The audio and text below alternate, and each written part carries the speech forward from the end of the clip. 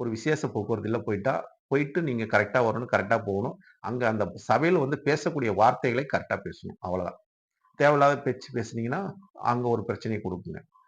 அடுத்தது வண்டி வாகனத்தை சொல்லக்கூடியது 4ஆம் இடம் தான். அப்ப இந்த காலகட்டத்தில வாகனம் பழுதாவும், இல்லாட்டி வாகனத்த மாத்தக்கூடிய தன்மையும், இருக்கிற வாகனத்தை பழுது பார்க்கக்கூடிய தன்மையும், வீடு வந்து அதே மாரி பழுது பார்க்கக்கூடிய தன்மையும், வீடு வேலை செய்யக்கூடிய தன்மையும், அப்ப இதெல்லாம் உங்களுக்கு இந்த காலகட்டம் ஏற்படுத்தி குடுக்குங்க.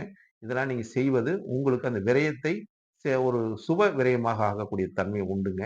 அதெல்லாம் நீங்க செஞ்சுட்டு வரணும். இல்லாட்டி நீங்க இடம் வாங்கலாம். ஒரு இடத்துல இன்வெஸ்ட் பண்ணலாம். ஏன்னா நிலஸ்தானத்த பாக்குது. சனி பகவான் வந்து விரயத்தையும் நிலஸ்தானம் பாக்குது. அதே மாரி 4ஆம் இடத்தையும் நிலஸ்தானம், நிலத்தத்துவத்தை பாக்குது. அப்ப இந்த உங்களுக்கு வந்து நிலத்தத்துவத்தை பார்ப்பது ஒரு சிறப்பு. நிலத்தில் நீங்க சேமிப்பு பண்ணலாம். இடம் வாங்கி போடலாம். இதெல்லாம் நல்லதுங்க. வாகனத்தை மாத்துவது ஒரு சிறப்பு. வீட்டுக்கு வேலை செய்வது சிறப்புங்க.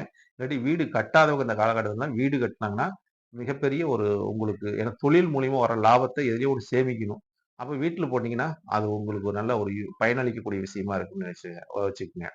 அடுத்தது சனி பகவானோட ஒரு பார்வை பார்த்தீங்கன்னா, 10ஆம் பார்வையாக உங்களோட 7ஆம் இடத்த பாக்குது. அதாவது உங்க ஸ்தானத்துக்கு 7ஆம் இடத்த 10ஆம் பார்வை கர்ம பார்வை வருது. 7ஆம் இடங்கிறது என்ன? ஒரு பார்ட்னர்ஷிப்ப குறிக்கக்கூடியது. மனைவியை குறிக்கக்கூடியது. பொது தொடர்பை குறிக்கக்கூடிய இடமே 7ஆம் இடம் தாங்க. அப்ப அந்த 7ஆம் இடத்தை சனி பகவான் பார்ப்பதனால், இவங்க கிட்டல நீங்க கவனமா இருக்கணும். அதாவது உங்களோட மனைவியா இருக்கட்டும், உங்களோட கணவரா இருக்கட்டும், ஆணா இருந்தா மனைவி, பெண்ணா இருந்தா கணவர். அப்ப இவங்க கிட்டலாம் உங்களுக்குள்ள ஒரு அண்டர்ஸ்டாண்டிங் ப்ராப்ளம் வராம இருக்கணும்னா, தேவையில்லாத வீண் வார்த்தைகளை உபயோகிக்காம இருப்பது. பிறர் பிறர் செயலை பற்றி நீங்க பேசி, உங்களுக்குள்ள ஒரு வம்பு வழக்கை உண்டாக்காம இருப்பது நல்லது. ஏன்னா, ஒரு கணவன் மனைவிக்கு சண்டை வருதுன்னா, அவங்களால பேசி சண்டை வராதுங்க. அடுத்தவங்கள பத்தி பேசி, பேசி இவங்களுக்குள்ள சண்டை உண்டாகிரும். அந்த தன்மையை ஏற்படுத்தி குடுத்துருங்க. சனி பகவானோட பார்வை.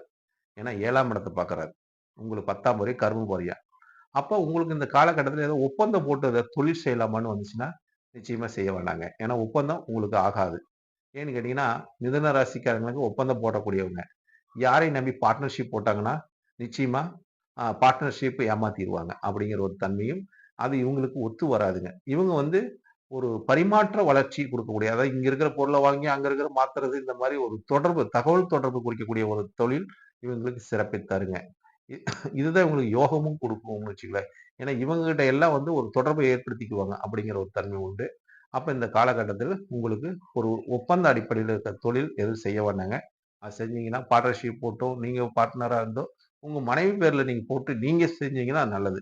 நீங்களும் மனைவி பார்ட்னரா போட்டு தொழில் செஞ்சீங்கன்னா அது சிறப்பில்ல. அதையும் சொல்றேன். இதுதான் உங்களோட பலாபலன்கள்.